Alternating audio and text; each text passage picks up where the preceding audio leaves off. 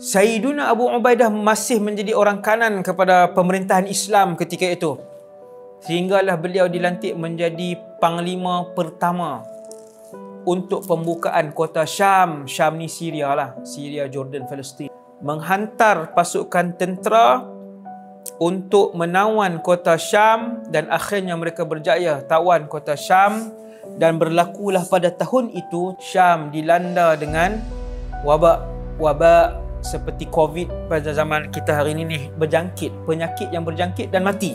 Dia punya simptom dia sama, saya pernah baca satu kitab sirah tentang wabak tersebut. Simptom dia juga demam, simptom dia tu lebih kurang sama, dan dia adalah penyakit berjangkit yang mati. Ketika itu ribuan penduduk Syam ketika itu mati, seorang. Apabila penyakit itu berjangkit dengan begitu laju, maka mereka mengeluarkan satu keputusan untuk tidak membenarkan orang daripada Syam keluar dan orang luar tak boleh masuk, supaya tak berlaku, tidak merebaklah jangkitan penyakit tersebut. Kemudian Sayyidina Umar yang berada di Madinah ketika itu, pusat pemerintahan Islam ketika itu di Madinah, teringat dengan Abu Ubaidah, dia pun hantar surat. Surat itu merupakan pengingkaran kali pertama Abu Ubaidah bin Jarrah dengan arahan Amirul Mukminin. Kali pertama dia mengingkari arahan, iaitulah surat itu arahan daripada Presiden umat Islam Umar bin Khattab supaya Abu Ubaidah keluar daripada situ, supaya dia selamatkan nyawa dia. Amirul Mukminin pulang surat daripada Madinah, hantar, tulis, wahai Abu Ubaidah, Syam sedang dilanda wabak. Sekarang ini aku ada satu urusan penting yang memerlukan bantuan kamu. Saya tidak dapat menyelesaikannya tanpa bantuan kamu, kata Sayyidina Umar. Ketika mana perutusan saya ini sampai kepada kamu pada waktu malam, surat ni sampai malam, jangan tunggu subuh kecuali tinggalkan Syam dan datanglah menuju ke Madinah Al-Munawwarah. Niat Sayyidina Umar nak arah Sayyidina Abu Ubaidah, satu orang sahabat kanan Rasulullah yang mahal, Nabi dah wafat waktu tu. Sahabat yang sangat penting dalam pentadbiran Islam. Sayyidina Umar nak keluarkan orang besar ni, kan? Bila sampai surat tu, Sayyidina Abu Ubaidah pun suruh pegawai dia tulis, ya, jawab surat tu, ya Amirul Mukminin, saya tahu apa tujuan Amirul Mukminin meminta untuk saya keluar segera daripada sini. Wahai Amirul Mukminin, saya salah seorang anggota Islam. Dia komander pertama, komander yang nombor satu waktu tu dalam misi tersebut. Tapi tawaduk bahasa sahabat, saya salah seorang anggota tentera Islam. Saya tidak ingin untuk menjaga diri saya daripada bencana yang telah menimpa keseluruhan umat Islam yang lain. Saya tidak akan meninggalkan mereka sehingga Allah menentukan keputusan untuk saya, sama ada menyelamatkan saya ataupun Allah mengambil nyawa saya. Wahai Amirul Mukminin, ketika mana surat ini sampai kepada kamu, gugurkanlah tuntutan kamu terhadap saya. Izinkanlah saya untuk terus kekal di sini, ya Amirul Mukminin. Masya Allah.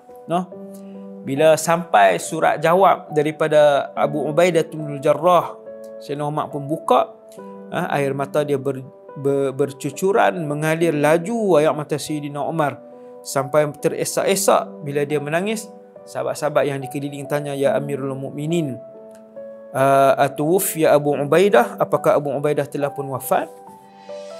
Sayyidina Umar kata belum, tetapi kematian telah pun menghampirinya. Sayyidina Umar kata kematian telah sangat hampir dengan Abu Ubaidah. Wabak, tuan-tuan, wabak ni bukan zaman kita ni saja, bukan zaman kita ni sahaja. Pengosongan masjid bahkan, tuan-tuan, berlaku sepanjang 1400 tahun ni, tuan-tuan, berlaku 6 atau 7 kali umat Islam terkena dengan wabak ni. Ada ketika umat Islam mengosongkan masjid selama beberapa tahun. Kita ni bukan pengosongan total masjid. Masih ada lagi boleh pergi masjid sikit-sikit, itu pun dah ramai yang melemparkan berbagai perkataan kesat, hilang hormat, hilang kepercayaan dengan para ulama sebagainya. Ulama berkeluar fatwa ikut nafsu dan sebagainya. Bukan begitu, tuan-tuan. Bahkan serangan seperti COVID ini yang mengosongkan masjid ketika itu di bandar-bandar umat Islam. Bahkan ada yang 3 tahun, 4 tahun masjid dikosongkan kerana berlaku wabak yang seperti ini. Dan ulama mengeluarkan fatwa yang sama seperti mana para ulama terdahulu.